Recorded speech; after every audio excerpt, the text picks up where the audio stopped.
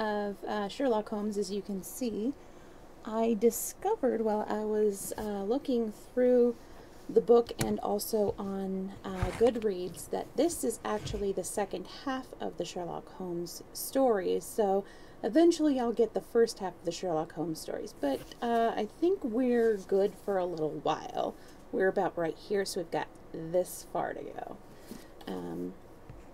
And I don't know, like, I might return to novels later on because, I'd like to mix it up between, adult-only stories and kid-friendly stories. These aren't really kid-friendly stories, only because of Sherlock Holmes' drug use. Hi, Snockings, are you going to come up? Come on. Come on. Snockings. Into my lap. Seriously? Thank you.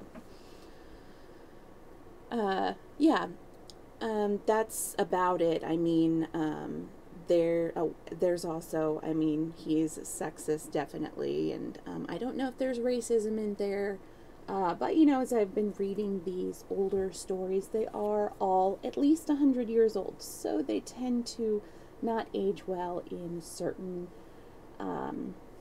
areas, such as, how we treat races and sexes and stuff like that, some of the terminology that they use, which, at the time, the words were perfectly innocent, but they have definitely taken a tainted turn. They don't mean as innocent of things anymore. With that in mind, let's go ahead and get started with, it is a case of identity.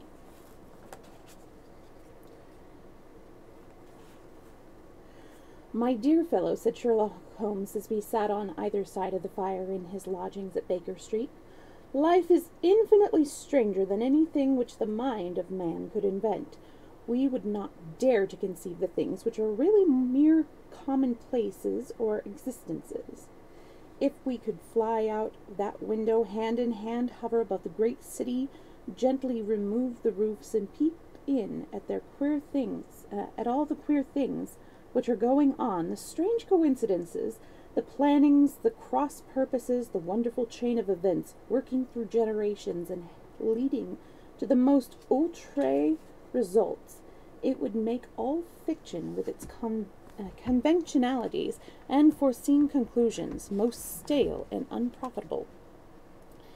Yet I am not convinced of it, I answer. The cases which come to light in the papers are, as a rule, bald enough and vulgar enough. We have in our police reports realism pushed to its extreme limits, and yet the result is, it must be confessed, neither fascinating nor artistic. A certain selection and discretion must be used in producing a realistic effect," remarked Holmes. "This is wanting in the police reports, where more stress is laid perhaps upon the platitudes of the magistrates than upon the details, which to an observer contain the vital essence of the whole matter. Depend upon it, there is nothing so unnatural as the commonplace." I smiled and shook my head. "I can quite understand you thinking so," I said. "Of course you, in your position, the unofficial adviser and helper to everybody who is absolutely puzzled, throughout 3 continents, you are brought in contrast with all that is strange and bizarre. But here," I picked up the morning paper from the ground, "let us put it to a practical test. Here is the first heading upon which I come: a husband's cruelty to his wife. There is half a column of print, but I know without reading it that it is all perfectly familiar to me. There is, of course, the other woman, the drink, the push, the blow, the bruise, the sympathetic sister or landlady. The crudest of writers could invent nothing more crude. Indeed, your example is an unfortunate one for your argument," said Holmes, taking the paper and glancing his eye down it. "This is the Dundas separation case, and, as it happens, I was engaged in clearing up some small points in connection with it. The husband was a teetotaler, there was no other woman, and the conduct complained of of that, oh, yeah, conduct complained of was that he had drifted into the habit of winding up every meal by taking out his false teeth and hurling them at his wife, which, you will allow, is not an action likely to occur to the imagination of the average storyteller.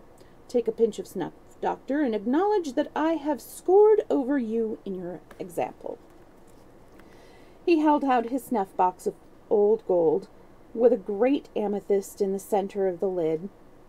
Its splendor was in such contrast to his homely ways and simple life that I could not help commenting upon it. "Ah," said he, "I forgot that I had not seen you for some weeks. It is a little souvenir from the King of Bohemia in return for my assistance in the case of the Irene Adler papers." "And the ring?" I asked, glancing at the remarkable brilliant which sparkled upon his finger. "It was from the reigning family of Holland, though the matter in which I served them was of such delicacy that I cannot confide it even to you, who have been good enough to chronicle one or two of my little problems." "And have you any on hand just now?" I asked with interest. "Some 10 or 12, but none which present any feature of interest. They are important, you understand, without being interesting. Indeed, I have found that it is usually an unimportant matters that there is a field for the observation and for the quick analysis of cause and effect, which gives the charm to an investigation. The larger crimes are apt to be the simpler, for the bigger the crime, the more obvious, as a rule, is the motive.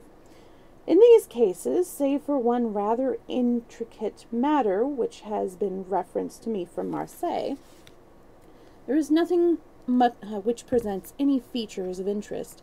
It is possible, however, that I may have something better before very many minutes are over, for this is one of my clients, or I am much mistaken." He had risen from his chair and was standing between the parted blinds, gazing down into the dull, neutral-tinted London street. Looking over his shoulder, I saw that on the pavement opposite there stood a large woman with a heavy fur boa round her neck and a large curling red feather in a broad-brimmed hat which was tilted in a coquettish Duchess of Devonshire fashion over her ear. From under this great panoply she peered up in a nervous, hesitating fashion at our windows, while her body oscillated backwards and forwards, and her fingers fidgeted with her glove buttons. Suddenly, with a plunge as of the swimmer who leaves the bank, she hurried across the road, and we heard the sharp clang of the bell. "I have seen those symptoms before," said Holmes, throwing his cigarette into the fire. "Oscillation upon the pavement always means an affaire de coeur, or affair of the heart. She would like advice, but is not sure that the matter is not too delicate for communication, and yet even here we may discriminate. When a woman has been seriously wronged by a man, she no longer oscillates, and the usual symptom is a broken bell wire. Here we may take it that there is a love matter, but that the maiden is not so much angry as perplexed or grieved. But here she comes in person to resolve our doubts." As he spoke, there was a tap at the door, and the boy in buttons entered to announce Miss Mary Sutherland, while the lady herself loomed behind his small black figure like a full-sailed merchantman behind a tiny pilot-boat. Sherlock Holmes welcomed her with the easy courtesy for which he was remarkable, and having closed the doors and bowed her into an armchair, he looked her over in the minute. I'm sorry, there was a weird comma. "Hello, John. How are you doing?" Let's see. And having closed the door and bowed her into an armchair, he looked her over in the minute, and yet abstracted in the minute and yet abstracted fashion which was peculiar to him. "Do you not find," he said, "that with your short sight it is a little trying to do so much typewriting?" "I did at first," she answered, "but now I know where the letters are without looking. Then, suddenly realizing the full purport of his words, she gave a violent start and looked up with fear and astonishment over her broad, good-humored face. "You've heard about me, Mr. Holmes," she cried. "Else how could you know all that?" "Never mind," said Holmes, laughing. "It is my business to know things. Perhaps I have trained myself to see what others overlook. If not, why should you come to consult me?" "I came to you, sir, because I heard of you from Mrs. Etheridge, whose husband you found so easy when the police and everyone had given him up for dead. Oh, Mr. Holmes, I wish you would do as much for me. I'm not rich, but still I have 100 a year in my own right, besides the little that I make by the machine, and I would give it all to know what has become of Mr. Hosmer Angel." "Why did you come away to consult me in such a hurry?" asked Sherlock Holmes, with his fingertips together and his eyes to the ceiling. Again, a startled look came over the somewhat vacuous face of Miss Mary Sutherland. Yes, I did bang out of the house," she said, "for it made me angry to see the easy way in which Mr. Windibank, that is my father, took it all.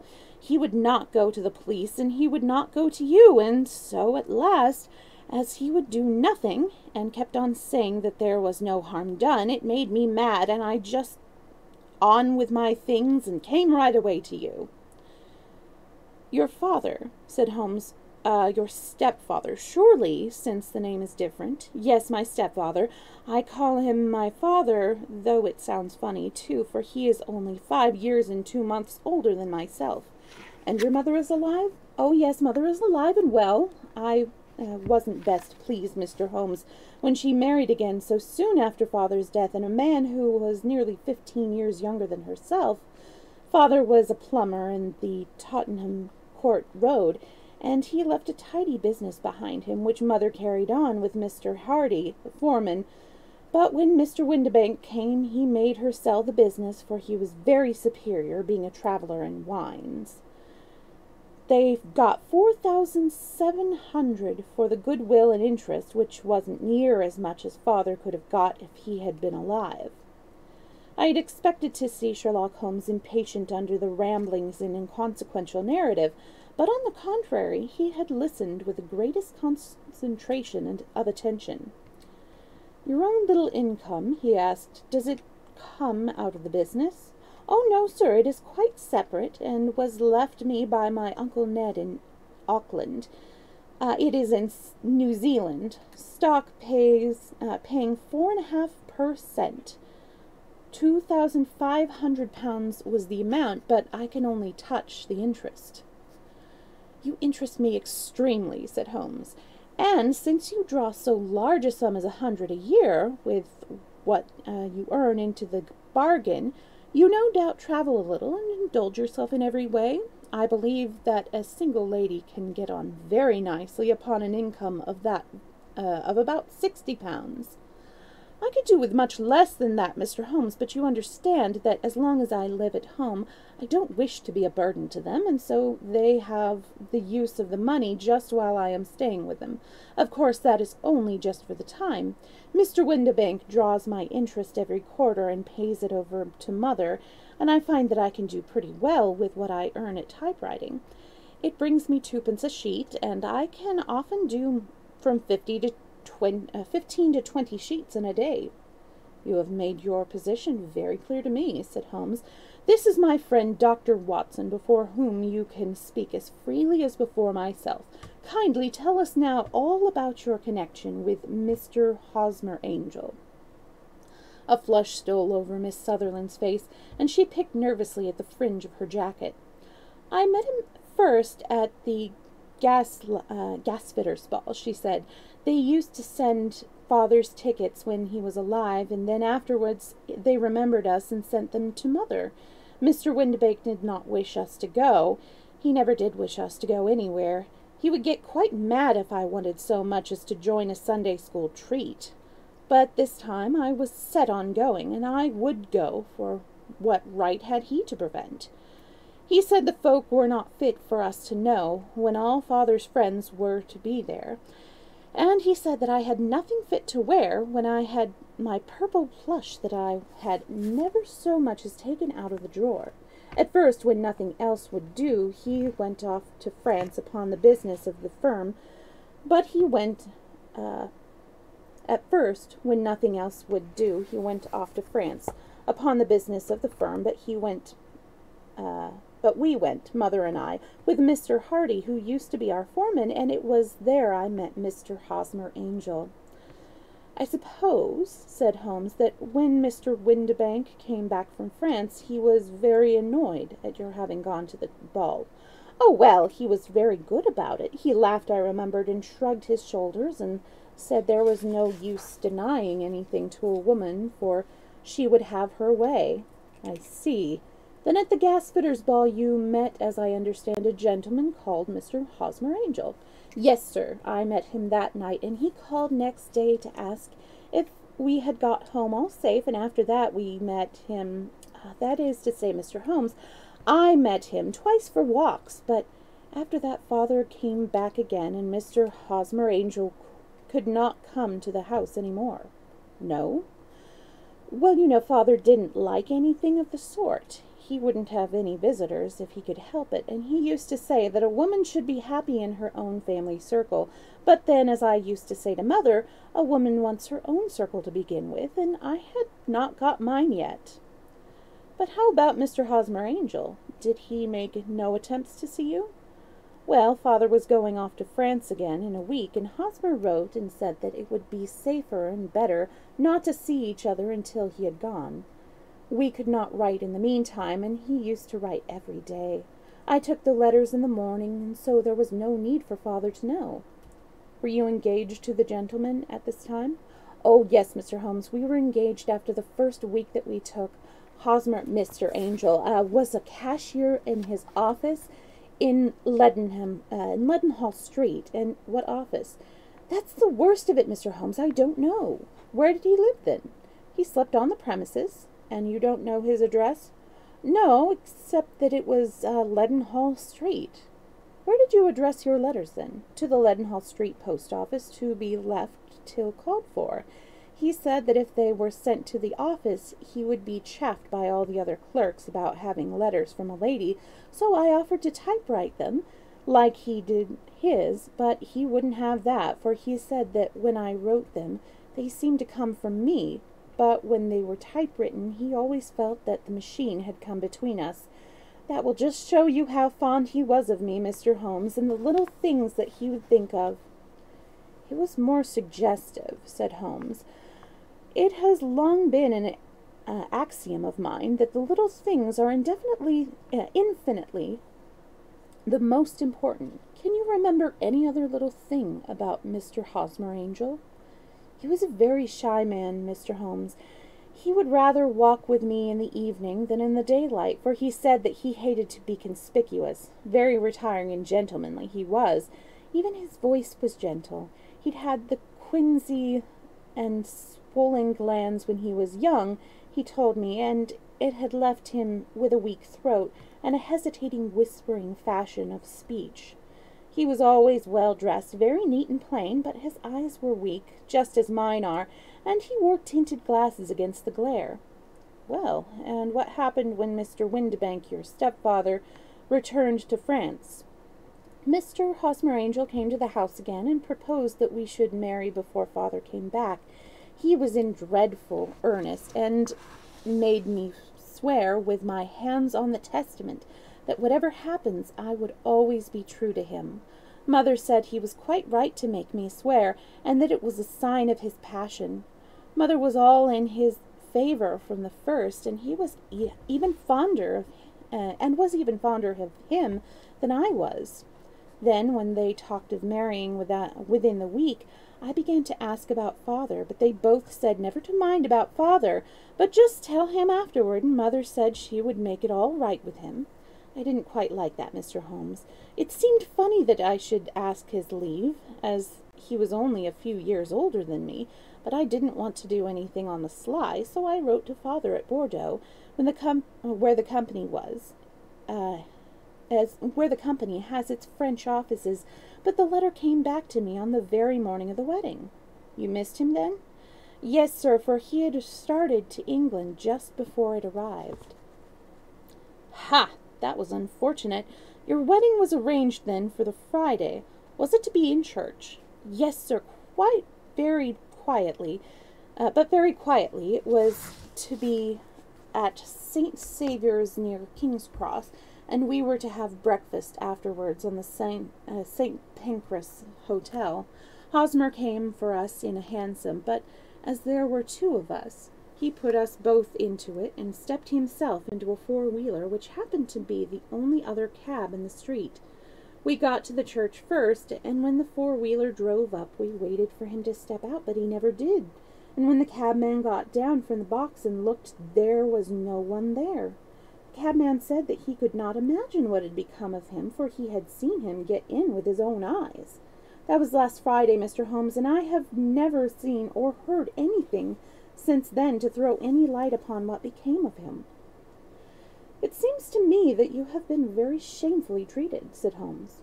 "Oh, no, sir, he was too good and kind to leave me so.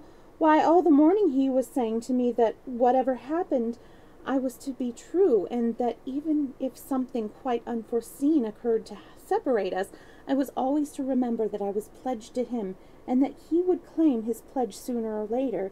It seemed strange talk for a wedding morning, but what has happened since gives a meaning to it." "Most certainly it does. Your own opinion, then, that some unforeseen catastrophe has occurred to him?" "Yes, sir. I believe that he foresaw some danger, or else he would not have, he would not have talked so, and then I think that what he foresaw happened." "But you have no notion as to what it could have been?" "None." "One more question. How did your mother take the matter?" "She was angry, and said that I was never to speak of the matter again." "And your father? Did you tell him?" "Yes, and he seemed to think with me that something had happened, and that I should hear of Hosmer again. As he said, what interest could anyone have in bringing me to the doors of the church and then leaving me? Now, if he had borrowed my money, or if he had married me and got my money settled on him, there might be some reason, but Hosmer was very independent about money, and never would look at a shilling of mine. And yet what could have happened? And why could he not write? Oh, it drives me half mad to think of, and I can't sleep a wink at night." She pulled a little handkerchief out of her muff and began to sob heavily into it. "I shall glance into the case for you," said Holmes, rising, "and I have no doubt that we shall reach some definite result. Let the weight of the matter rest upon me now, and do not let your mind dwell upon it further. Above all, try to let Mr. Hosmer Angel vanish from your memory, as he has done from your life." "Then you don't think I will see him again?" "I fear not." "Then what has happened to him?" "You will leave that question in my hands. I should like an accurate description of him, and any letters of his which you can spare." "I advertised for him in last Saturday's Chronicle," she said. "Here is the slip, and here are 4 letters from him." "Thank you. And your address?" 31 Lion Place, Camberwell. "Mr. Angel's address you never had, I understand. Where is your father's place of business?" "He travels for Westhouse and Marbank, the great claret importers of Fenchurch? That's an interesting word. Fenchurch Street." "Thank you. You have made your statement very clearly. You will leave the papers here, and remember the advice which I have given you. Let the whole incident be a sealed book, and do not allow it to affect your life." "You are very kind, Mr. Holmes, but I cannot do that. I shall be true to Mr. Hosmer. He shall find me ready when he comes back." For all the preposterous hat and the vacuous face, there was something noble in the simple faith of our visitor, which compelled our respect. She laid her little bundle of papers upon the table, and went her way, with a promise to come again, whenever she might be summoned. Just taking a little sip. Sherlock Holmes sat silent for a few minutes, with his fingertips still pressed together, his legs stretched out in front of him, and his gaze directed upward to the ceiling. Then he took down from the rack the old and oily clay pipe which was to him as a counselor, and, having lit it, he leaned back in his chair with the thick blue cloud wreaths spinning up from him, and a look of infinite languor on his face. "Quite an interesting lady, that madam," he observed. "I found her more interesting than her little problem, which, by the way, is rather a trite one. You will find parcel cases, if you consult my index, in Hanover in 77, and there was something of the sort at The Hague last year. Old as is the idea, however, there were one or two details which were new to me, but the maiden herself was most instructive." "You appeared to read a good deal upon her which was quite invisible to me," I remarked. "Not invisible, but unnoticed, Watson. You did not know where to look, and so you missed all that was important. I can never bring you to realize the importance of sleeves, the suggestiveness of thumbnails, or the great issues that may hang from a bootlace. Now, what did you gather from that woman's appearance? Describe it." "Well, she had a slate-colored, broad-brimmed straw hat, with a feather of a brickish red. Her jacket was black, with black beads sewn upon it, and a fringe of little black jet ornaments. Her dress was brown, rather darker than coffee color, with a little purple plush at the neck and sleeves. Her gloves were grayish, and were worn through at the right forefinger. Her boots I didn't observe, and she had small, round, hanging gold earrings, and a general air of being fairly well-to-do in a vulgar, comfortable, easy-going way. Wow, Watson is a lot more observant than I am." Sherlock Holmes clapped his hands softly together and chuckled. "Upon my word, Watson, you are coming along wonderfully. You have really done very well indeed. It is true that you have missed everything of importance, but you have hit upon the method, and you have a quick eye for color. Never trust to general impressions, my boy, but concentrate yourself upon details. My first glance is always at a woman's sleeve. In a man, it is perhaps better first to take the knee of the trouser. As you observe, this woman had plush upon her sleeves, which is a most useful material for showing traces. The double line, a little above the wrist, where the typewritist presses against the table, was beautifully defined. The sewing machine of the hand type leaves a similar mark, but only on the left arm and on the side of it farthest from the thumb, instead of being right across the broadest part, as this was. I then glanced at her face and observed the dint of a pince-nez at either side of her nose.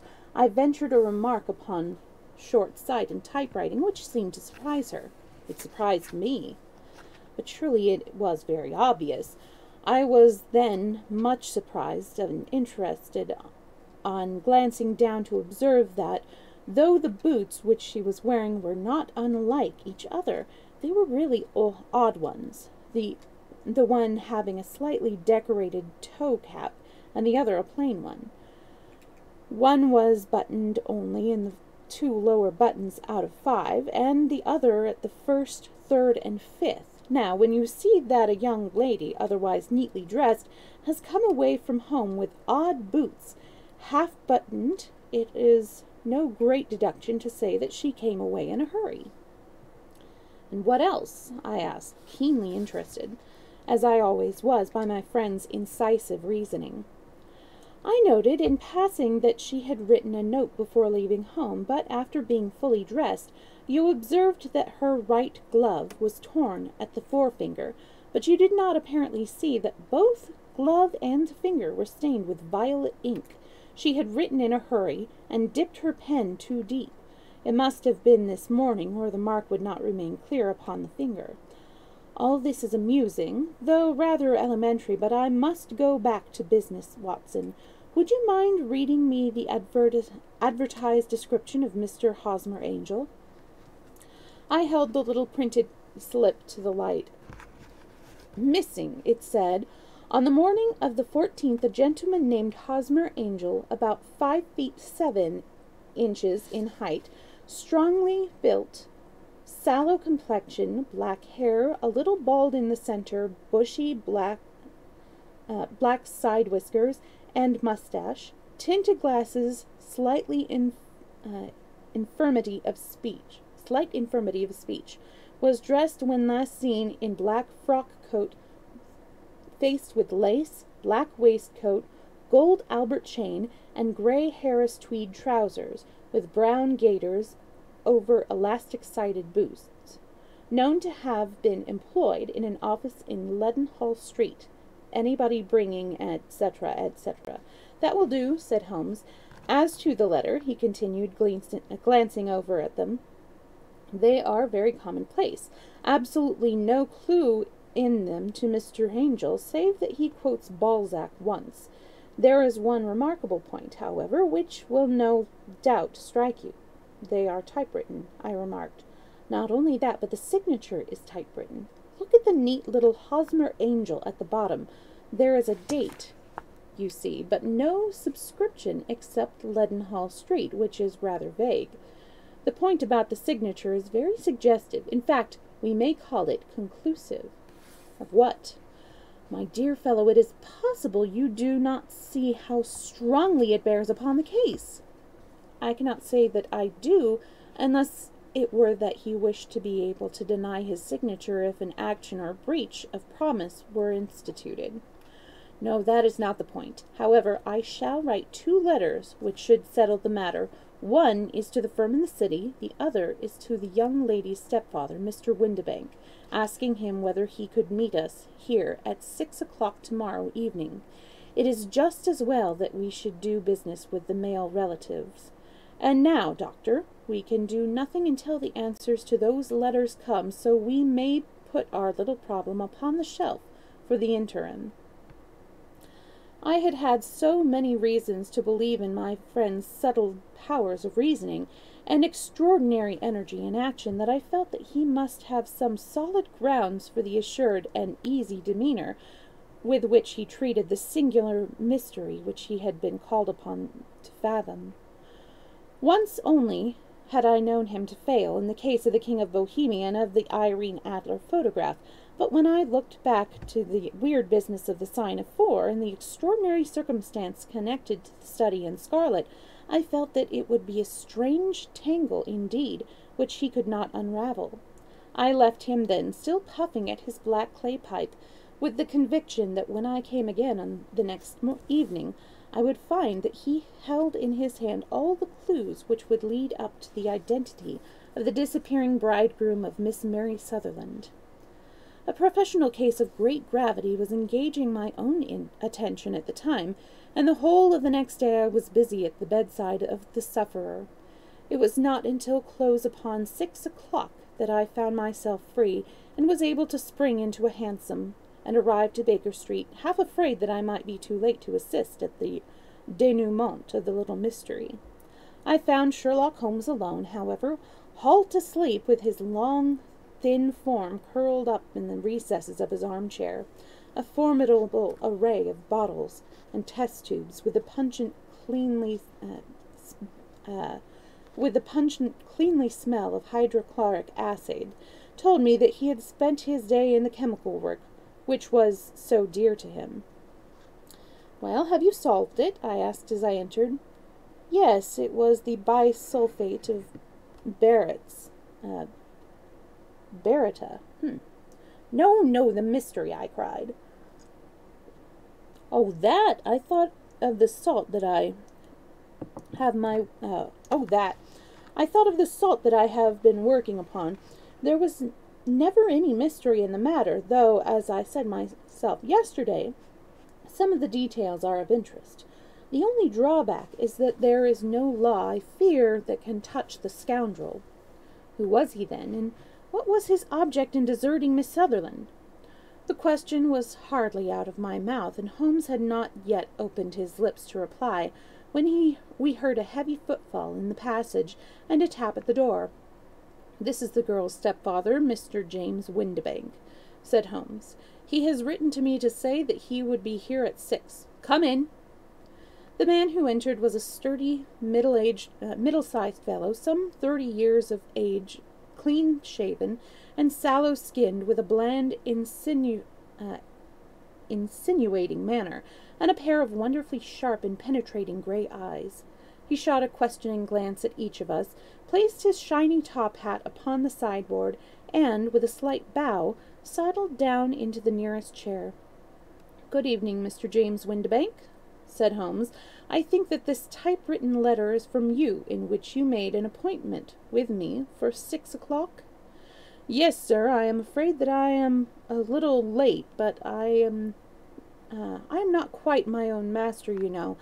I am sorry that Miss Sutherland has troubled you about this little matter, for I think it is far better not to wash linen of the sort in public.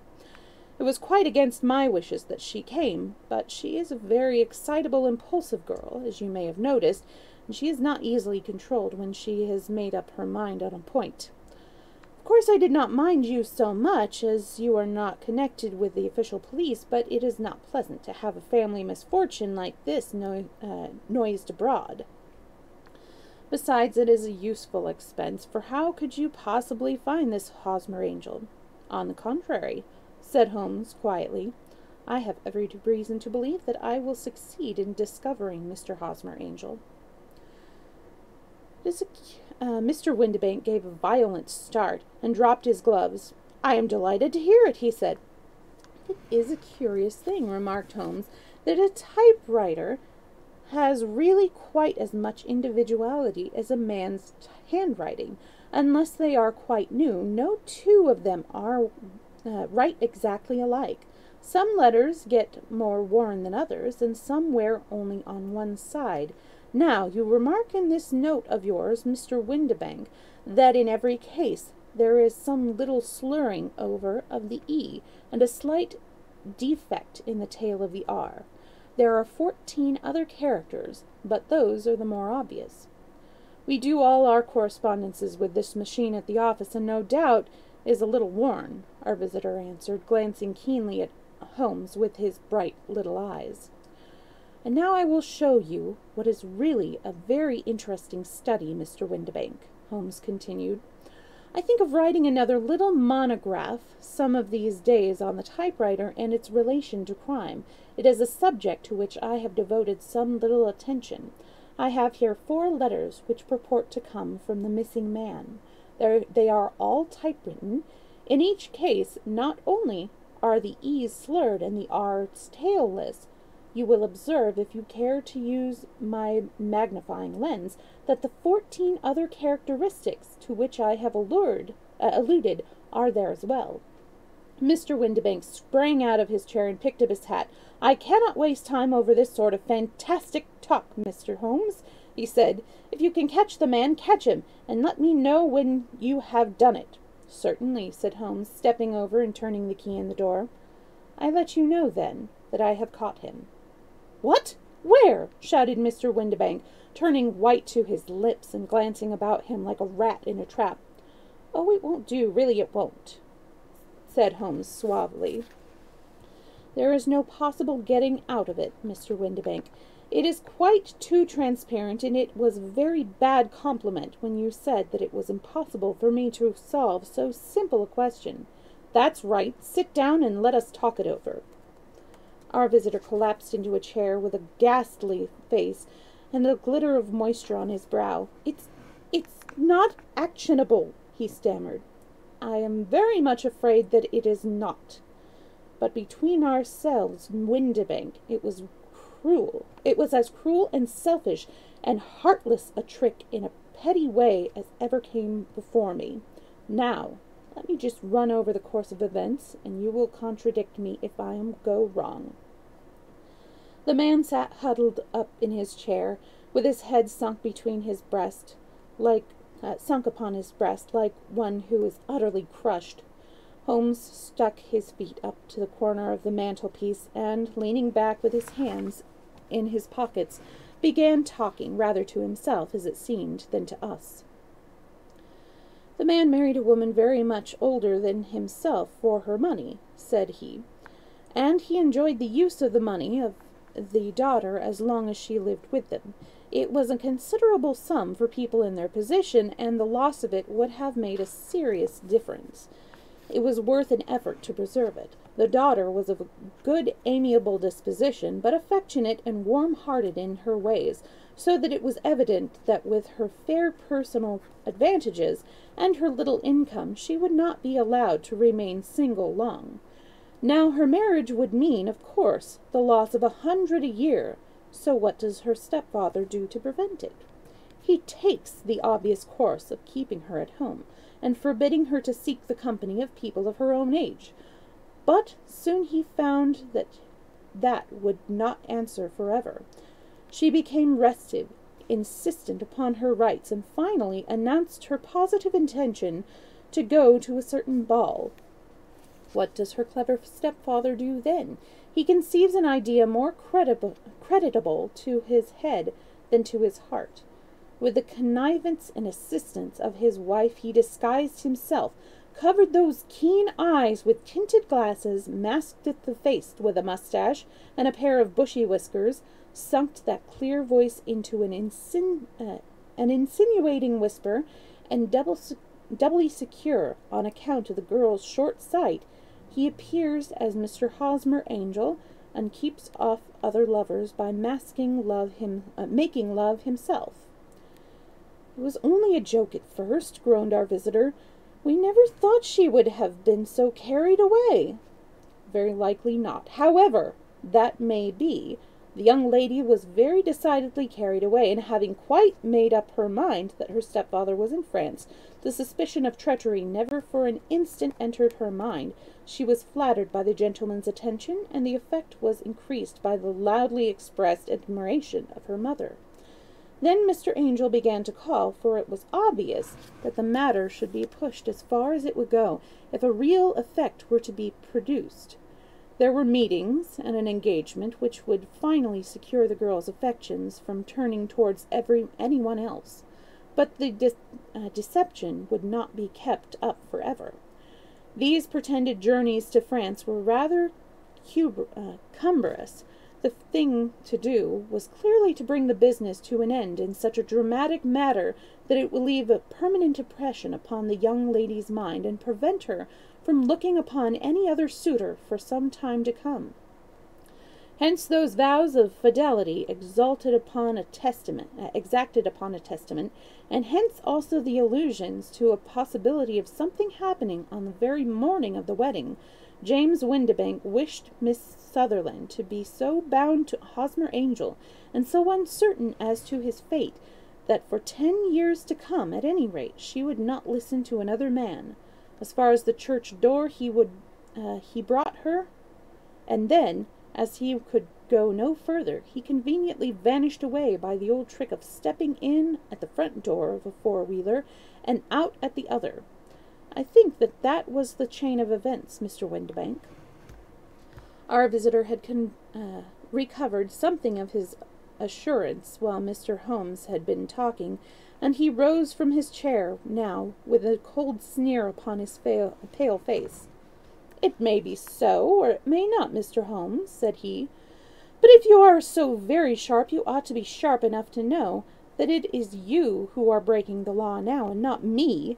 I have done nothing actionable for the first, but as long as you keep your door locked, you lay yourself open to an action for assault and illegal constraint." The law cannot, as you say, touch you," said Holmes, unlocking and throwing open the door. "Yet there never was a man who deserved punishment more. If the young lady has a brother or a friend, he ought to lay a whip across your shoulders. By Jove!" he continued, flushing up at the sight of the bitter sneer upon the man's face. "It is not part of my duties to my client. But here's a hunting crop handy, and I think I shall just treat myself to—" He took 2 swift steps to the whip, but before he could grasp it there was a wild clatter of steps upon the stairs, the heavy hall door banging, and from the window we could see Mr. James Windibank running at the top of his speed down the road. "There's a cold-blooded scoundrel," said Holmes, laughing as he threw himself down into his chair once more. "That fellow will rise from crime to crime until he does something very bad and ends on a gallows." The case was in some respects, but not entirely devoid of interest. "I cannot now entirely see all the steps of your reasoning," I remarked. Well, of course it was obvious from the first that this Mr. Hosmer Angel must have some strong object for his curious conduct, and it was equally clear that the only man who really profited by the incident, as far as we could see, was the stepfather. Then the fact that the two men were never together, but that the one always appeared when the other was away, was suggestive.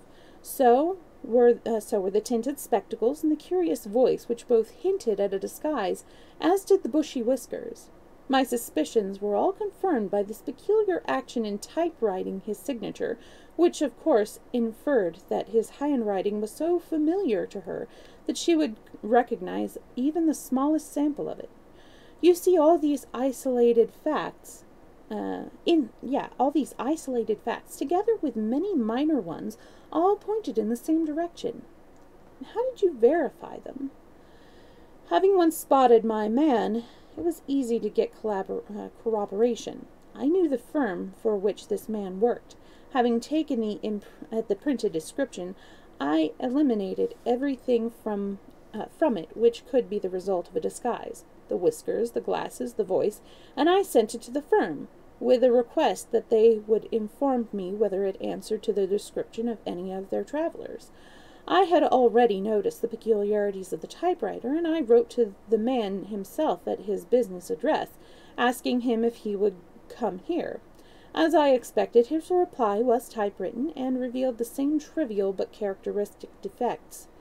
The same post brought me a letter from West House in Marbank of Fenchurch Street. Oh, it is Fenchurch Street. To say that the description tallied in every respect with that of their employee, James Windibank. Voilà tout. And Miss Sutherland?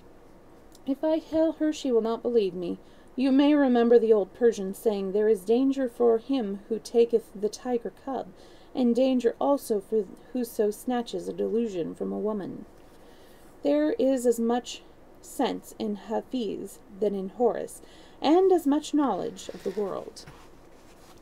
So that's the end of that adventure. I'm just going to take a little break and have a sip. Glad to hear you're doing all right, John.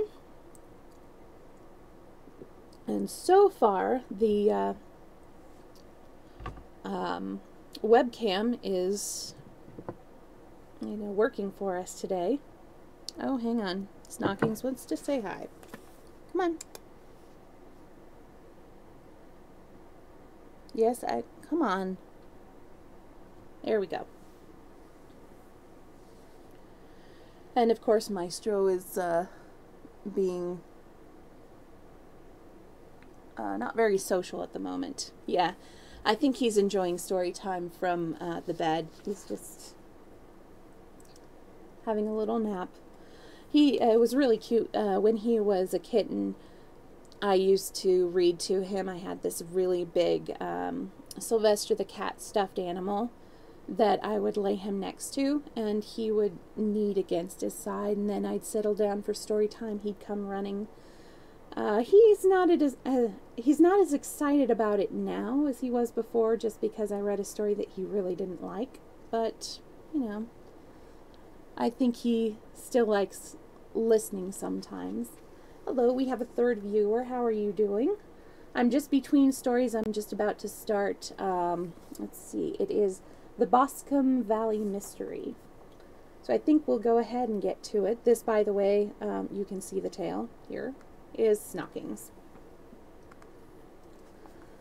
Alright, so we have The Boscombe Valley Mystery. We were seated at breakfast one morning, my wife and I, when the maid brought in a telegram.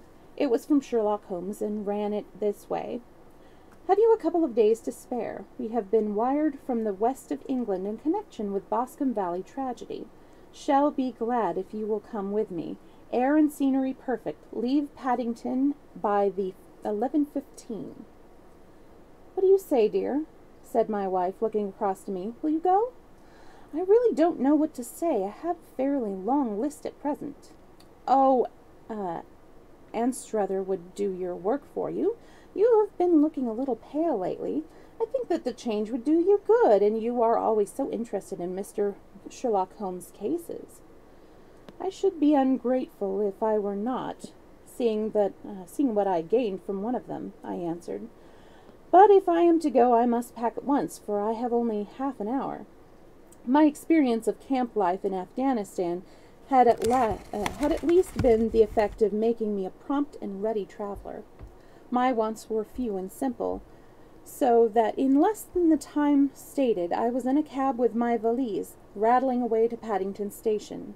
Sherlock Holmes was pacing up and down the platform, his tall, gaunt figure made even gaunter and taller by his long grey travelling cloak and close-fitting cloth cap. "It is really very good of you to come, Watson," he said. "It makes a considerable difference to me, having someone with me on whom I can thoroughly rely. Local aid is always either worthless or else biased. If you will keep the two-corner seat, I shall get the tickets." We had the carriage to ourselves, save for an immense litter of papers from Sherlock Holmes, which Holmes had brought with him. Among these he rummaged and read, with intervals of note-taking and of meditation, until we were past reading. Then he suddenly rolled them all into a gigantic ball and tossed them up onto the rack. "Have you heard anything of the case?" he asked. "Not a word. I have not seen a paper for some days. The London press has not had full accounts. I have just been looking through all the recent papers in order to master the particulars. It seems, from what I gather, to be one of those simple cases which are so extremely difficult." That sounds a little paradoxical, but it is profoundly true. Singularity is almost invariably a clue. The more featureless and commonplace a crime is, the more difficult it is to bring home. In this case, however, they have established a very serious case against the son of a murdered man. Is it a murder, then? Well, it is conjectured to be so. I shall take nothing for granted until I have the opportunity of looking personally into it. I will explain the state of things to you, as far as I have been able to understand it, in a very few words. Boscombe Valley is a country district not far from Ross in Herefordshire. Oh, wow. Herefordshire? We'll say that. The largest landing proprietor in that part is a Mr. John Turner, who made his money in Australia and returned some years ago to the old country. One of the farms which he held, that of Hatherley, was let to Mr. Charles McCarthy, who was also an ex-Australian. The men had known each other in the colonies, so that it was not unnatural that when they came to settle down, they should do so as near each other as possible. Turner was apparently the richer man, so McCarthy became his tenant, but still remained, it seemed, upon terms of perfect equality, as they were frequently together.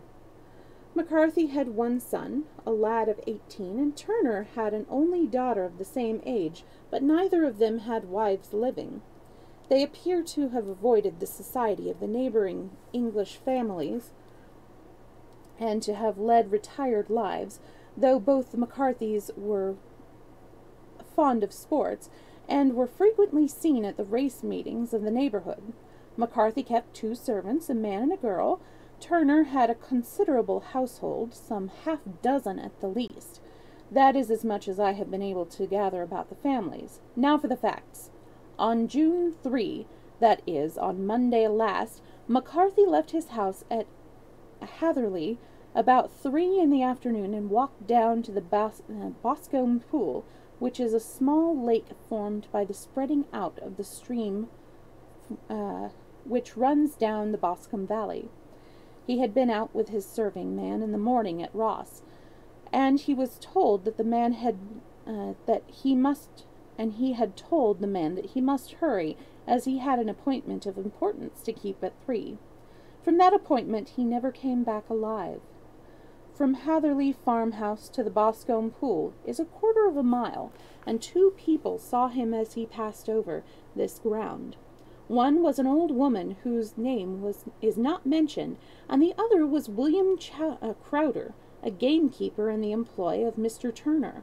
Both were witnesses deposed that Mr. McCarthy was walking home.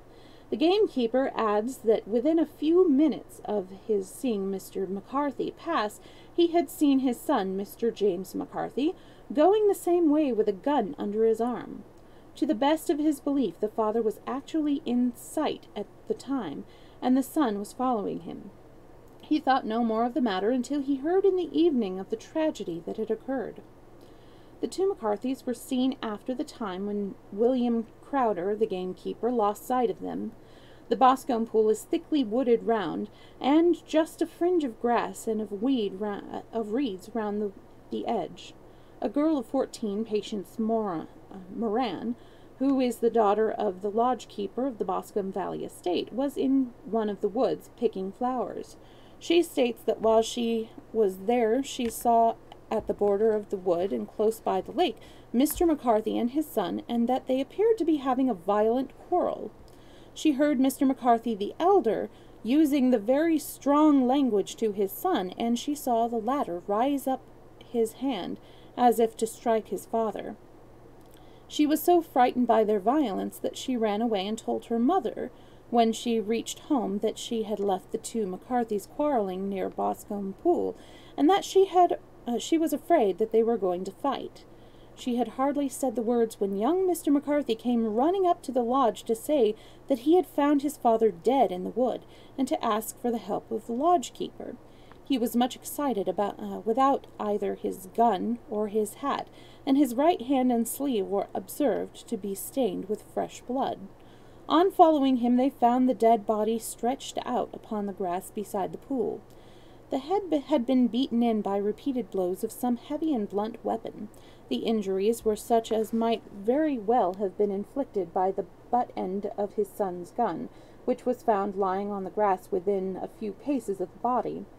Under these circumstances, the young man was instantly arrested, and a verdict of wilful murder having been returned at the inquest on Tuesday, he was on Wednesday brought before the magistrates at Ross, who have referred to the case to the next assizes. Those are the main facts of the case as they come out before the coroner and the police court. I could hardly imagine a more damning case, I remarked. If ever circumstantial evidence pointed to a criminal, it does so here. Circumstantial evidence is a very tricky thing, answered Holmes thoughtfully. It may seem to point very straight to one thing, but if you shift your own point of view a little, you may find it pointing in an equally uncompromising manner to something entirely different. It must be confessed, however, that the case looks exceedingly grave against the young man, and it is very possible that he is indeed the culprit. There are several people in the neighborhood, however, and among them Miss Turner, the daughter of the neighboring landowner, who believe in his innocence, and who have retained Lestrade, whom you may recollect in connection with the study at Scarlet, to work out the case in his interest. Lestrade, being rather puzzled, has referred the case to me, and hence it is that 2 middle-aged gentlemen are flying westward at 50 miles an hour instead of quietly digesting their breakfasts at home. I'm afraid, said I, that the facts are so obvious that they will find little credit to be gained out of this case. There's nothing more deceptive than an obvious fact, he answered, laughing. Besides, we may chance to hit upon some other obvious facts which may have been by no means obvious to Mr. Lestrade. You know me too well to think that I am boasting when I say that I shall either confirm or destroy his theory by means which he is quite incapable of employing, or even of my understanding. To take the first example to hand, I very clearly perceive that in your bedroom the window is upon the right-hand side, and yet I question whether Mr. Lestrade could have noted even so self-evident a thing as that. How on earth, my dear fellow, I know you well. I know the military neatness which characterizes you. You shave every morning, and in this season you shave by the sunlight. But since your shaving is less and less complete as we get further back on the left side, until it becomes positively slovenly as we get round to the angle of the jaw, it is surely very clear that that side is less well illuminated than the other. I could not imagine a man of your habits looking at himself in an equal light and being satisfied with such a result. I only quote this as a trivial example of observation and inference. Therein lies my métier, and it is just possible that it may be of some service in the investigation which lies before you. There are one or two minor points which are brought out in the inquest, and which are worth considering. What are they? It appears that his interest did not take place at once, but after they returned to Hatherley Farm. On the inspector of constabulary informing him that he was a prisoner, he remarked that he was not surprised to hear it, and that it was no more than his deserts. Yes, okay. This observation of his had the natural effect of removing any traces of doubt which might be remained in minds of the coroner's jury. It was a confession, I ejaculated. No, for it was followed by a protestation of innocence. Coming on the top of such a damning series of events, it was at least a most suspicious remark. On the contrary, said Holmes, it is the brightest rift which I can at present see in the clouds. However innocent he may be, he could not be such an absolute imbecile as to not see that the circumstances were very black against him. Had he appeared surprised at his own arrest, or feigned indignation at it, I should have looked upon it as highly suspicious, because such surprise or anger would not be natural under the circumstances, and yet might appear to be the best policy to a scheming man. His frank acceptance of the situation marks him as either an innocent man, or else as a man of considerable self-restraint and firmness. As to his remark about his deserts, it was also not unnatural, if you consider that he stood beside the fatal body of his father, and that there is no doubt that he had that very day so far forgotten his filial duty as to bandy words with him, and even, according to the little girl whose evidence is so important, to raise his hand as if to strike him. The self-reproach and contrition which are delayed in his remark appear to me to be the signs of a healthy mind rather than of a guilty one. I shook my head. Many men have been hanged on far slighter evidence, I remarked. So they have, and many men have been wrongfully hanged. What is the young man's own account of the matter? It is, I am afraid, not very encouraging to his supporters, though there are one or two points in it which are suggestive. You will find it here, and may read it for yourself. He picked up from his bundle a copy of the local Herefordshire paper, and having turned down the sheet, he pointed out the paragraph in which the unfortunate man had given his own statement of what had occurred. I settled myself down in the corner of the carriage, and I read it very carefully. It ran in this way. Mr. James McCarthy, the only son of the deceased, was then called and gave evidence as follows. I had been away from home for 3 days at Bristol, and had only just returned upon the morning of last Monday the 3rd. My father was absent from home at the time of the arrival, and I was informed by the maid that he had driven over to Ross with John Cobb, the groom. Shortly after my return, I heard the wheels of the trap in the yard, and, looking out of my window, I saw him get out and walk rapidly out of the yard, though I was not aware in which direction he was going.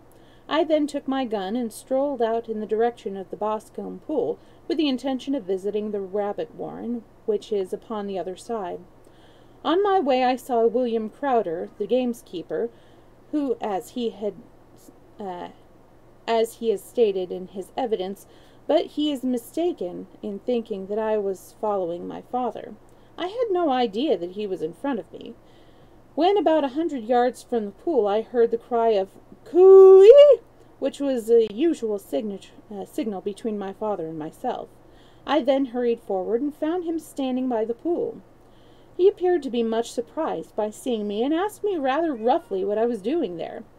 A conversation ensued, which led to high words and almost to blows, for my father was a man of very violent temper. Seeing that his passion was becoming ungovernable, I left him and returned towards Hatherley Farm.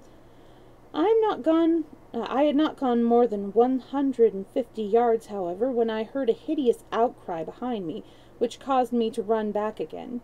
I found my father expiring upon the ground with his head terribly injured. I dropped my gun, held him in my arms, but he almost instantly expired. I knelt beside him for some minutes, and then made my way to Mr. Turner's lodge-keeper, his house being the nearest to ask for assistance. I saw no one near my father when I returned, and I have no idea how he came by his injuries.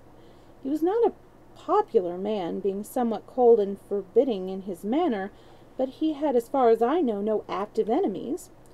I know nothing further of the matter. The coroner: Did your father make any statement to you before he died? Witness: He mumbled a few words, but I could only catch some allusion to a rat. The coroner: What did you understand by that? Witness: It conveyed no meaning to me. I thought that he was delirious. The coroner: What was the point upon which you and your father had this final quarrel? Witness: I should prefer not to answer. The coroner: I am afraid that I must press it. Witness: It is really impossible for me to tell you. I can assure you that it has nothing to do with the sad tragedy which followed. The coroner: That is for the court to decide. I need not point out to you that your refusal to answer will prejudice your case considerably in any future proceedings which may arise. Witness: I must still refuse. Coroner: I understand that the cry of "Coo-ee" was a common signal between you and your father. Witness: It was. The coroner: How was it, then, that he uttered it before he saw you, and before he even knew that you had returned from Bristol? Witness, with considerable confusion: I do not know. A juryman: Did you see nothing which aroused your suspicions when you returned on hearing the cry, and found your father fatally injured? Witness: Nothing definite. Definite. The coroner: What do you mean? Witness: I was so disturbed and excited as I rushed out into the open that I could think of nothing except of my father. Yet I have a vague impression that as I ran forward something lay upon the ground to the left of me. It seemed to me to be something grey in colour, a coat of some sort, or a plaid perhaps. When I arose from my father I looked round for it, but it was gone. Do you mean that it disappeared before you went for help? Yes, it was gone. You cannot say what it was? No, I had a feeling something was there. How far from the body? 12 yards or so. And how far from the edge of the woods? About the same. Then if it was removed, it was while you were within 12 yards of it? Yes, but with my back towards it. This concluded the examination of the witness. I see, said I, as I glanced down the column, that the coroner, in his concluding remark, was rather severe upon young McCarthy. He calls attention, and with reason, to the discrepancy about his father having signalled to him before seeing him, also to his refusal to give details of his conversation with his father, and his singular account of his father's dying word. They are all, as he remarks, very much against the son. hey, stop it. No, don't play with that. Sorry. Holmes laughed softly to himself and stretched himself out upon the cushioned seat. Both you and the coroner have been at some pains, said he, to single out the very strongest points in the young man's favor. Don't you see that you alternately give him credit for having too much imagination and too little?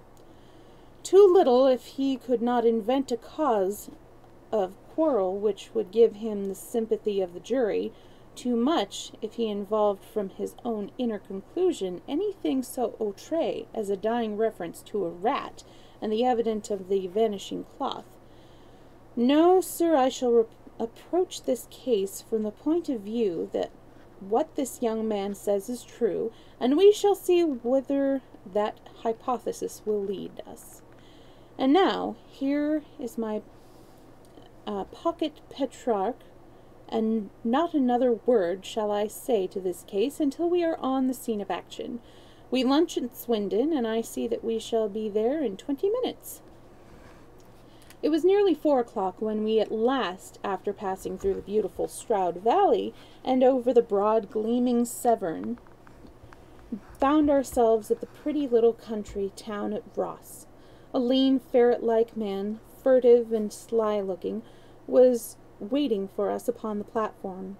In spite of the light brown dust coat and leather leggings, which he wore in deference to his rustic surroundings, I had no difficulty in recognizing Lestrade of Scotland Yard. With him we drove to the Hereford Arms, which was where a room had already been engaged for us. I have ordered a carriage, said Lestrade as we sat over a cup of tea. I knew your energetic nature, and that you would not be happy until you had been on the scene of the crime. It was very nice and complimentary of you, Holmes answered. It is entirely a question of barometric pressure. Lestrade looked startled. I do not quite follow, he said. How is the glass?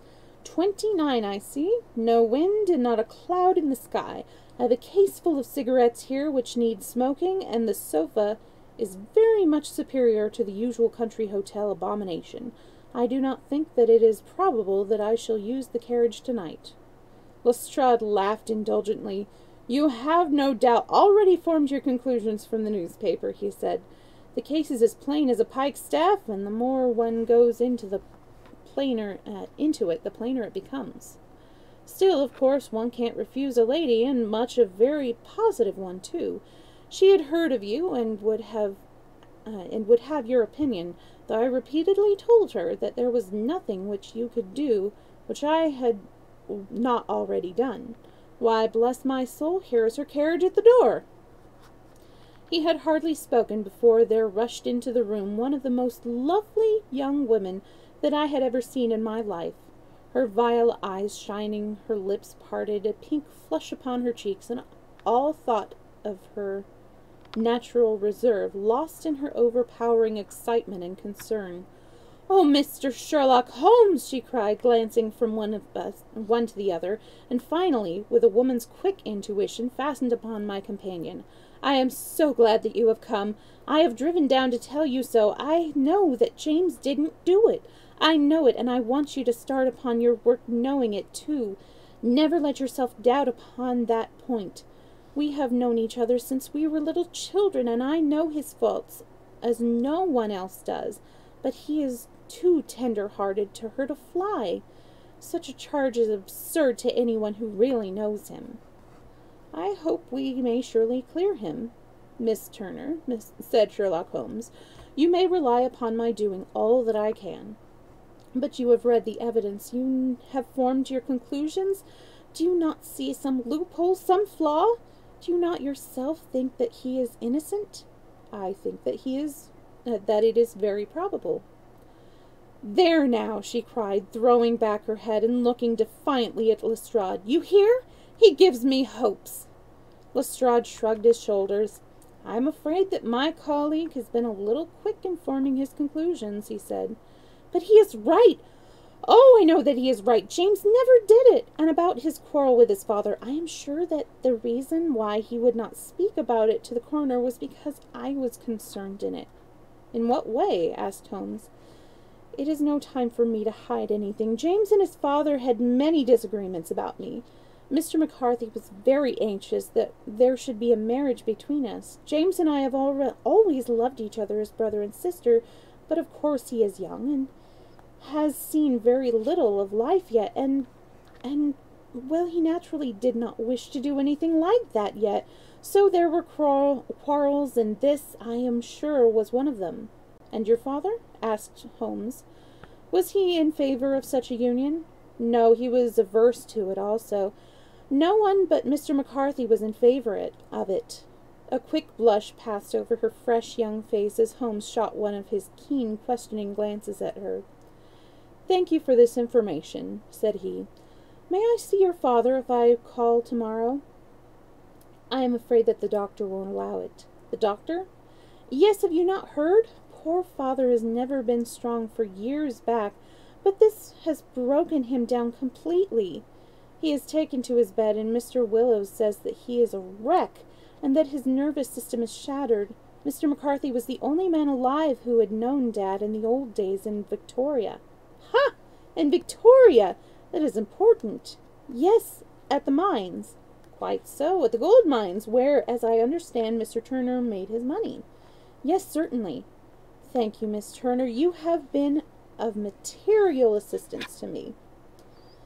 "You will tell me if you have any more news tomorrow? No doubt you will go to the prison to see James." "Oh, if you do, Mr. Holmes, do tell him I know him to be innocent." "I will, Miss Turner." "I must go home now, for Dad is very ill, and he misses me so if I leave him. Goodbye, and God help you in your undertaking." She hurried from the room as impulsively as she had entered, and we heard the wheels of her carriage rattle off down the street. "I am ashamed of you, Holmes," said Lestrade with dignity, after a few minutes' silence. "Why should you raise up hopes which you are bound to disappoint? I am not over-tender of heart, but I call it cruel." "I think that I see my way to clearing James McCarthy," said Holmes. "Have you an order to see him in prison?" "Yes, but only for you and me. Then I shall reconsider my resolution about going out. We have still time to take a train to Hereford and see him tonight." "Ample." "Then let us do so. Watson, I fear that you will find it very slow, but I shall only be away a couple of hours." I walked down to the station with them, and then wandered through the streets of the little town, finally returning to the hotel, where I lay upon the sofa and tried to interest myself in a yellow-backed novel. The puny plot of the story was so thin, however, when compared to the deep mystery through which we were groping, and I found my attention wander so continuously from the fiction to the fact, that I at last flung it across the room and gave myself up entirely to a consideration of the events of the day. Supposing that this unhappy young man's story was absolutely true, then that hellish thing, that absolutely unforeseen and extraordinary calamity, could have occurred between the time when he parted from his father and the moment when, drawn back by his screams, he rushed into the glade. It was something terrible and deadly. What could it be? Might not the nature of the injuries reveal something to my medical instincts? I rang the bell and called for the weekly country paper, which contained a verbatim account of the inquest. In the surgeon's deposition, it was stated that the posterior third of the left parietal bone and the left half of the occipital bone had been shattered by a heavy blow from a blunt weapon. I marked the point upon my own head. Clearly such a blow must have been struck from behind. That was to some extent in favor of the accused, as when seen quarreling, he was face to face with his father. Still, it did not go for very much, for the older man might have turned his back before the blow fell. Still, it might be worth while to call Holmes' attention to it. Then there was the peculiar dying reference to a rat. What could that mean? It could not be delirium. A man dying from a sudden blow does not commonly become delirious. No, it was more likely to be an attempt to explain how he met his fate. But what could it indicate? I cudgelled my brains to find some possible explanation, and then the incident of the grey cloth seen by young McCarthy. If that were true, the murderer must have dropped some part of his dress, presumably his overcoat, in his flight, and must have had the hardihood to return and to carry it away at the instant when the son was kneeling with his back turned not a dozen paces off. What a tissue of mysteries and improbabilities the whole thing was! I do not wonder at Lestrade's opinion, and yet I had so much faith in Sherlock Holmes' insight that I could not lose hope as long as every fresh fact seemed to strengthen in conviction of young Mr. McCarthy's innocence. It was late before Sherlock Holmes returned. He came back alone, for Lestrade was staying in lodgings in the town. "The glass still keeps very high," he remarked as he sat down. "It is of importance that it should not rain before we are able to go over the ground. On the other hand, a man should be at his very best and keenest for such nice work as that, and I did not wish to do it when fagged by a long journey. I have seen young McCarthy." "And what did you learn from him?" "Nothing." "Could he throw no light?" "None at all. I was inclined to think at one time that he knew who had done it, and was scheming him or her, but I am convinced now that he is as puzzled as every one else. He is not a very quick-witted youth, though comely to look at, and, I should think, sound at heart." "I cannot admire his taste," I remarked, "if it is indeed a fact that he was averse to a marriage with so charming a young lady as Miss Turner." "Ah, thereby hangs a rather painful tale. This fellow was madly, insanely in love with her, but some 2 years ago, when he was only a lad and before he really knew her, for she had been away 5 years at a boarding school. What does the idiot do but get into the clutches of a barmaid in Bristol and marry her at a registry office? No one knows a word of the matter, but you can imagine how maddening it must be to him to be upbraided for not doing what he would give his very eyes to do, but what he knows to be absolutely impossible. It was sheer frenzy of this sort which made him throw his hands up into the air when his father, at their last interview, was goading him on to propose to Miss Turner. On the other hand, he had no means of supporting himself, and his father was by all accounts a very hard man, would have thrown him over utterly had he known the truth. It was with his barmaid wife that he had spent the last 3 days in Bristol, and his father did not know where he was. Mark that point. It is of importance. Good has come out of evil, however, for the barmaid, finding from the papers that he is in serious trouble and likely to be hanged, has thrown him over utterly, and has written to him to say that she has a husband already in the Bermuda dockyard, so that there is really no tie between them. I think that bit of news has consoled young McCarthy for all that he has suffered. But if he is innocent, who has done it?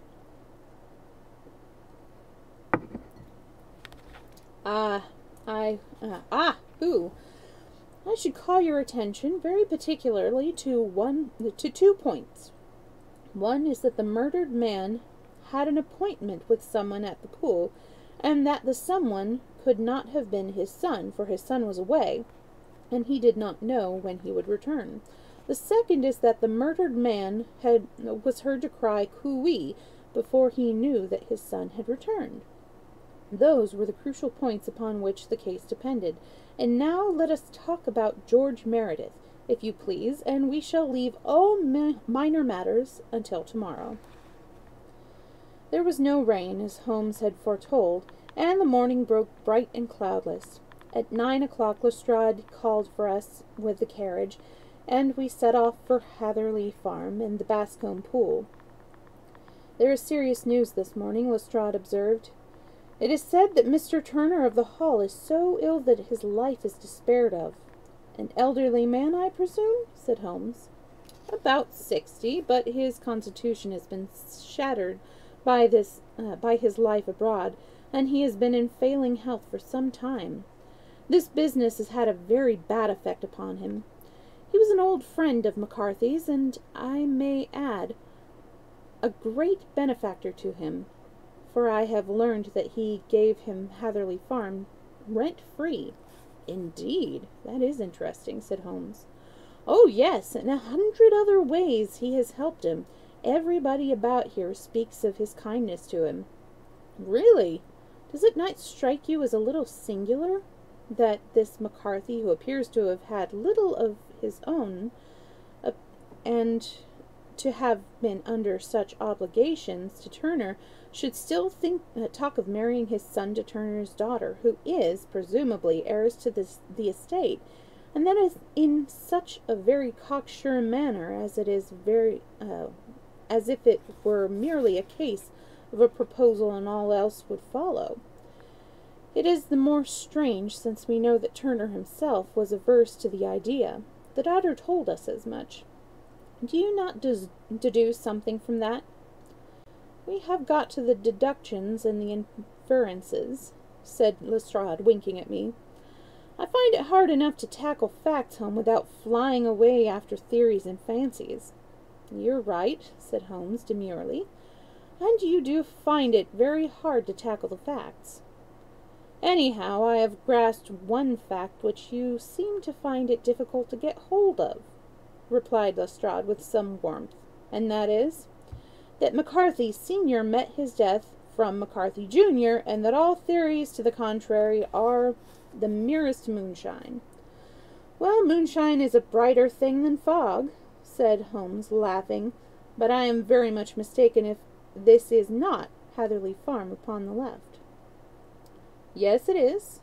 It was a widespread, comfortable-looking building, 2-storied, slate-roofed, with great yellow blotches of lichen upon the grey walls. The drawn blinds and the smokeless chimneys, however, gave it a stricken look, as though the weight of this horror still lay heavy upon it. He called at the door, when the maid, at Holmes' request, showed us the boots which her master wore at the time of his death, and also a pair of the son's, though not the pair which he had then. Having measured these very carefully from 7 or 8 different positions, Holmes desired to be led into the courtyard, from which we all followed the winding track which led to Boscombe Pool. Sherlock Holmes was transformed when he was hot upon such a scent as this. Men who had only known the quiet tinker and logician of Baker Street would have failed to recognize him. His face flushed and darkened, his brows were drawn into 2 hard black lines, while his eyes shone out from beneath them with a steely glitter. His face was bent downwards, his shoulders bowed, his lips compressed, and the veins stood out like whipcord in his strong, sinewy neck.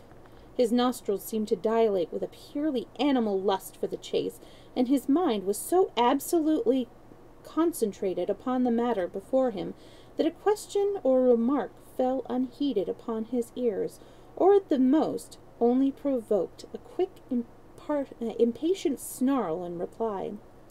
Swiftly and silently he made his way along the track which ran through the meadows, and so by way of the marshy grounds, and so by way of the woods to the Boscombe Pool.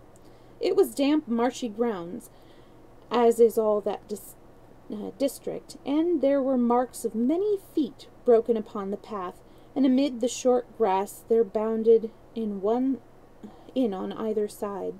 Sometimes Holmes would hurry on, sometimes stop dead, and once he made quite a little detour into the meadow. Lestrade and I walked behind him, the detective indifferent and contemptuous, while I watched my friend with the interest which sprang from the conviction that every one of his actions was directed towards a definite end. The Boscombe Pool, which is a little reed-girt sheet of water, some 50 yards across, is situated at the boundary between the Hatherley farm and the private park of the wealthy Mr. Turner. Above the woods which lined it upon the further side, we could see the red jutting pinnacles which marked the site of the rich landowner's dwelling.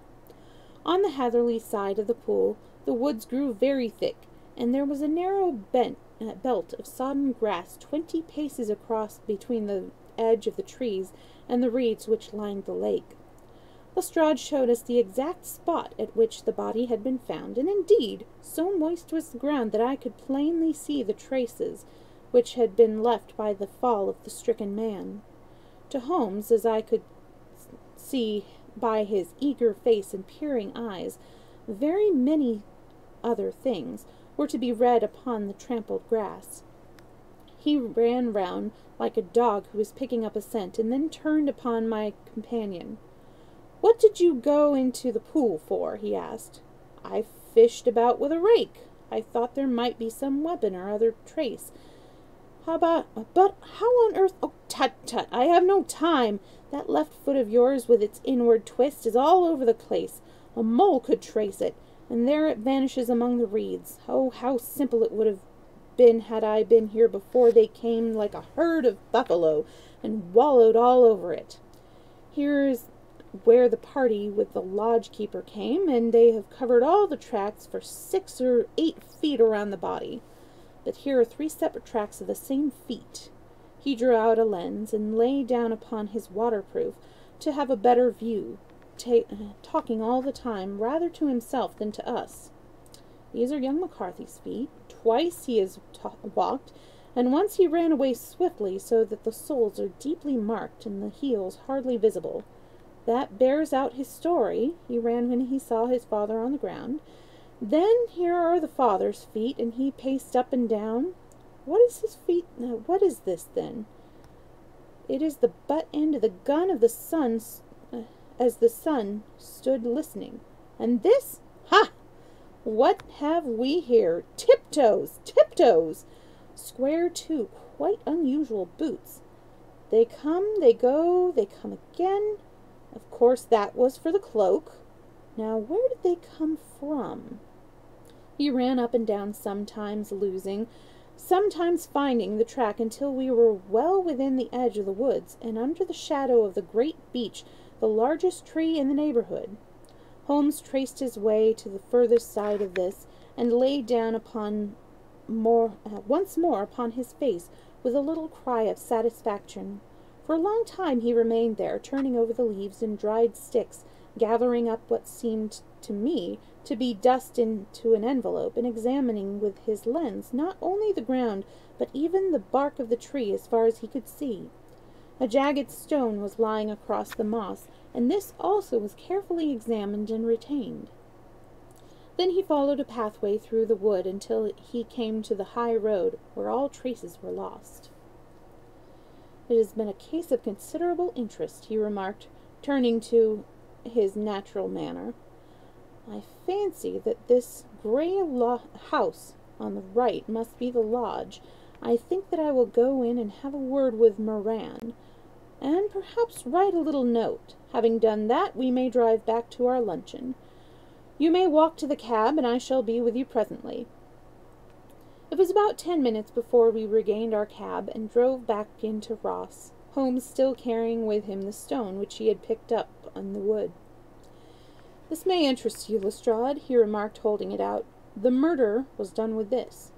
"I see no marks." "There are none." "Then how do you know?" "The grass was growing under it. It has only lain there a few days. There was no sign of a place whence it had been taken. It corresponds with the injuries. There is no sign of any other weapon. And the murderer is a tall man, left-handed, limps with the right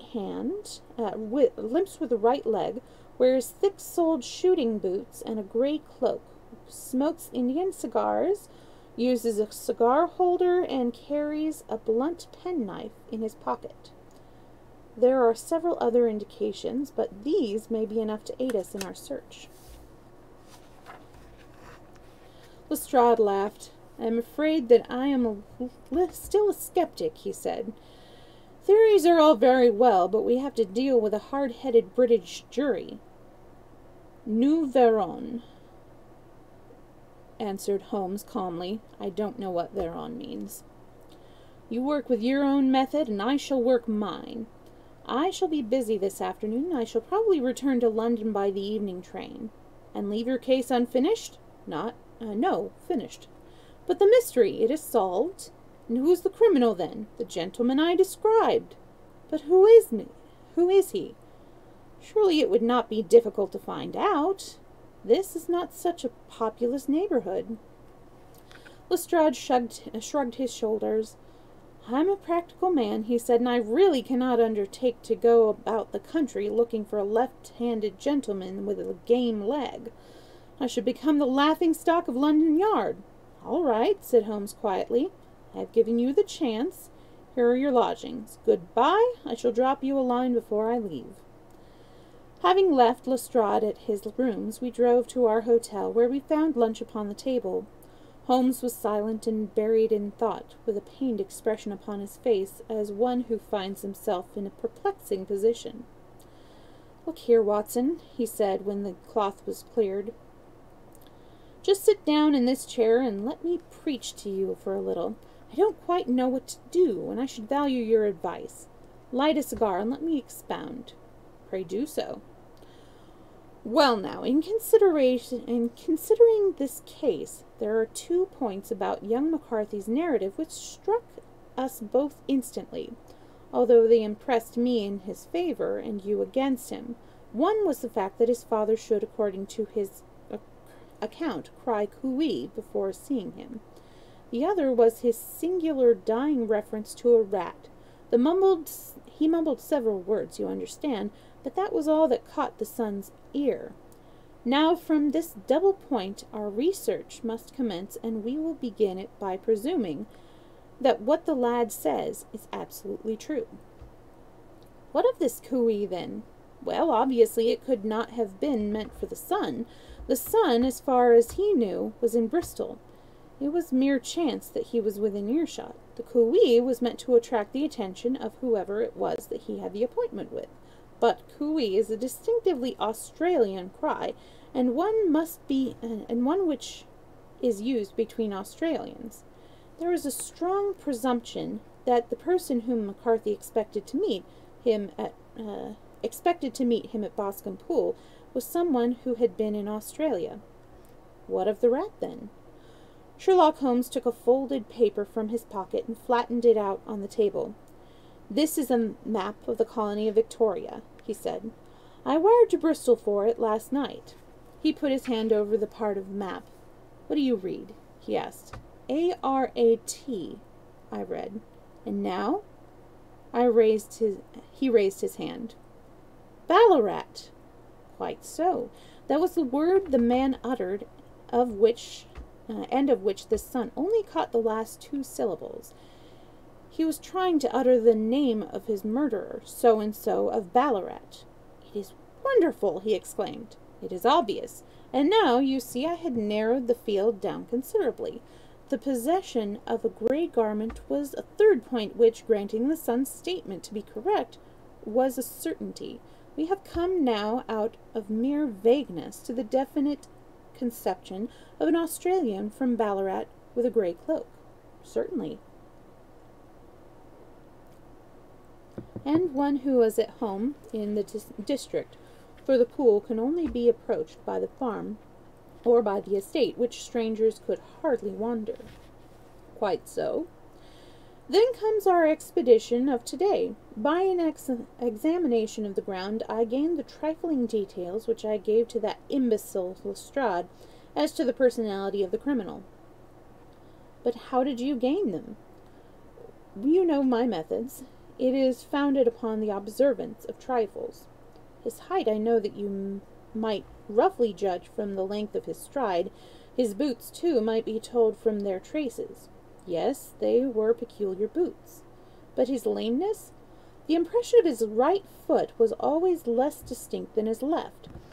He put less weight upon it. Why? Because he limped. he was lame, but his left-handedness. You were yourself struck by the nature of the injury, as recorded by the surgeon of the inquest. The blow was struck from immediately behind, and yet was upon the left side. Now, how can that be unless it were by a left-handed man? He had stood behind that tree during the interview between the father and son. He had even smoked there. I found the ash of a cigar, which my special knowledge of tobacco ashes enables me to pronounce as an Indian cigar. I have, as you know, devoted some attention to this and written a little monograph on the ashes of 140 different varieties of pipe, cigar, and cigarette tobacco. Having found the ash, I then looked round and discovered the stump among the moss where he had tossed it. It was an Indian cigar, of the variety which are rolled in Rotterdam. And the cigar holder? I could see that the end had not been in his mouth, therefore he used a holder. The tip had been cut off, not bitten off, but the cut was not a clean one, so I deducted a blunt penknife. Holmes, I said, you have drawn a net round this man from which he cannot escape, and you have saved an innocent human life as truly as if you had cut the cord which was hanging him. I see the direction in which all this points. The culprit is Mr. John Turner, cried the hotel waiter, opening the door to our sitting room and ushering in a visitor. The man who entered was a strange and impressive figure. His slow, limping step and bowed shoulders gave the appearance of decrepitude, and yet his hard, deep-lined, craggy features and his enormous limbs showed that he was possessed of natural strength of body and of character. His tangled beard, grizzled hair, and outstanding, drooping eyebrows combined to give an air of dignity and power to his appearance, but his face was an ashen white, while his lips and the corner of his nostrils were tinged with a shade of blue.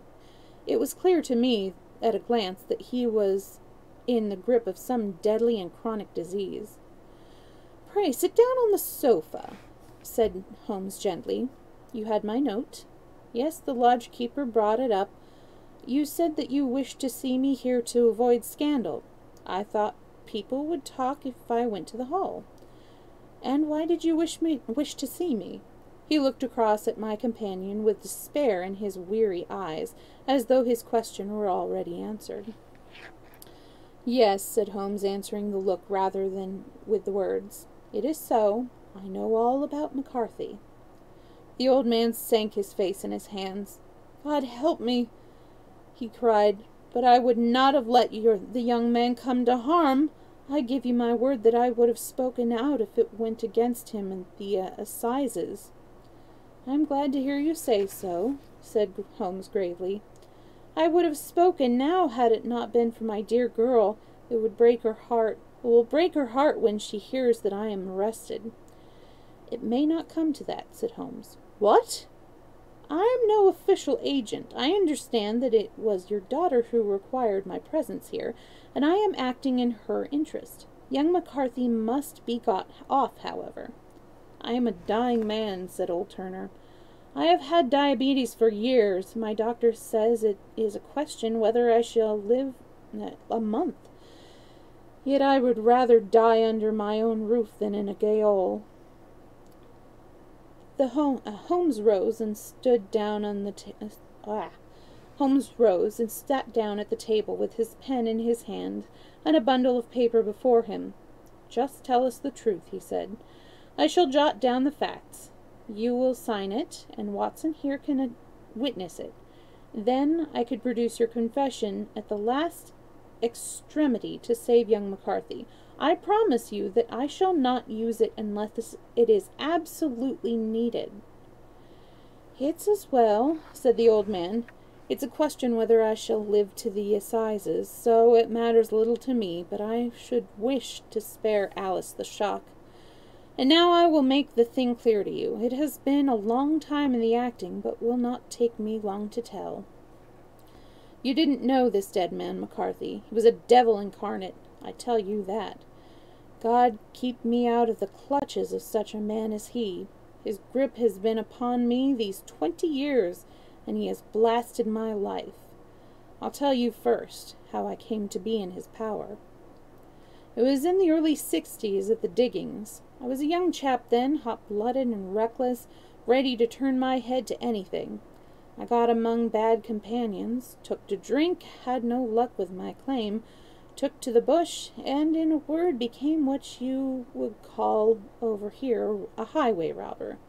There were 6 of us, and we had a wild, free life of it, sticking up a station from time to time, or stopping the wagons on the road to the diggings.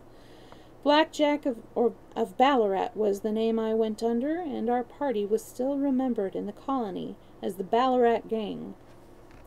One day a gold convoy came down from Ballarat to Melbourne, and we lay in wait for it and attacked it.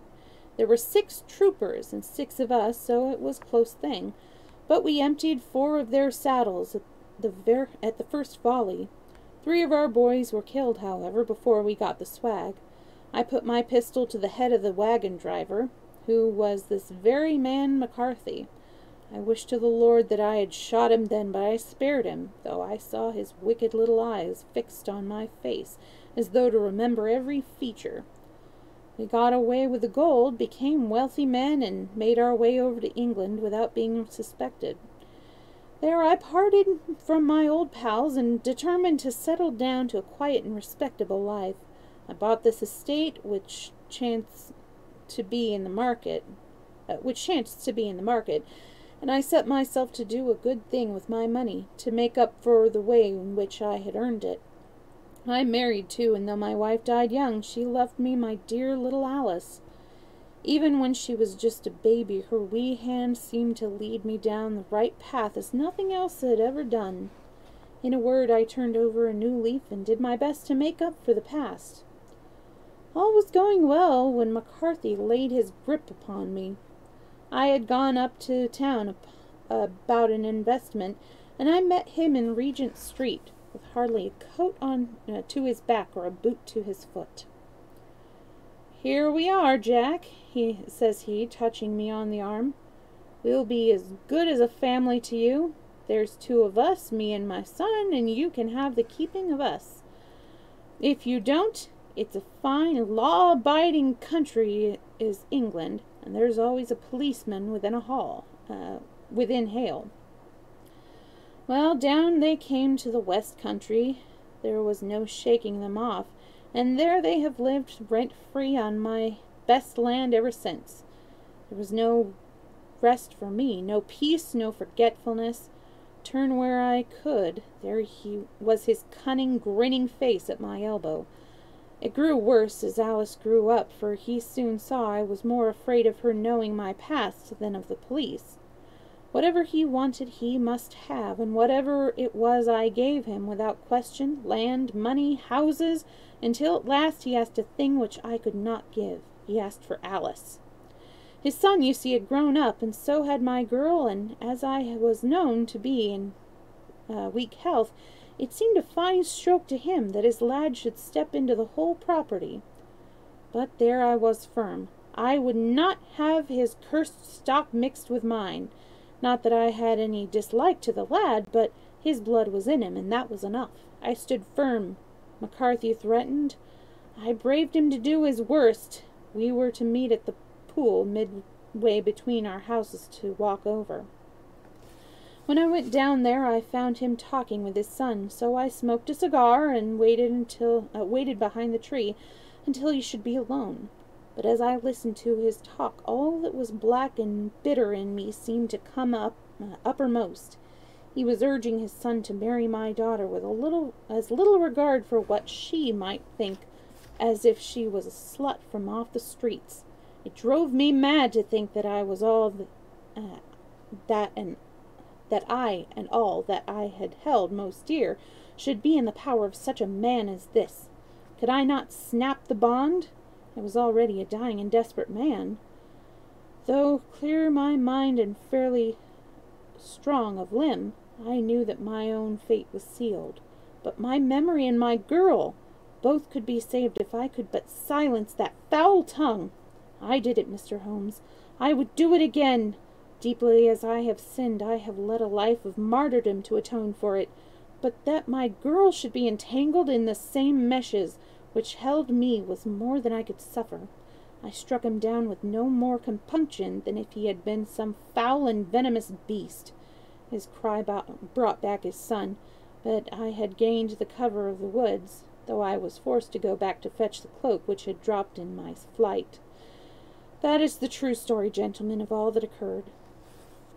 Well, it is not for me to judge you, said Holmes, as the old man signed the statement which had been drawn out. I pray that you may never be exposed to such a temptation. I pray not, sir. And what do you intend to do? In view of your health, nothing. You are yourself aware that you will soon have to answer for your deed at a higher court than the assizes.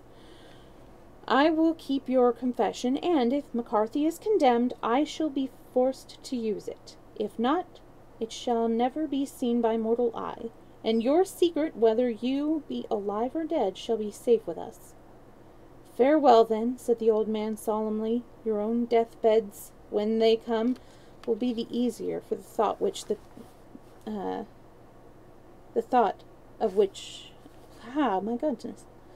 will be the easier for the thought of the peace which you have given to mine. Tottering and shaking in all his giant frame, he stumbled slowly from the room. God help us, said Holmes, after a long silence.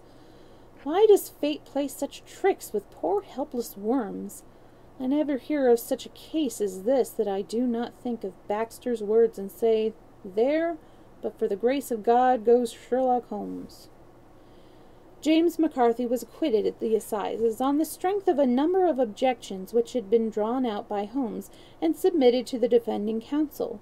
Old Turner lived for 7 months after our interview, but he is now dead, and there is every prospect that the son and the daughter may come to live happily together, in ignorance of the black cloud which rests upon their past.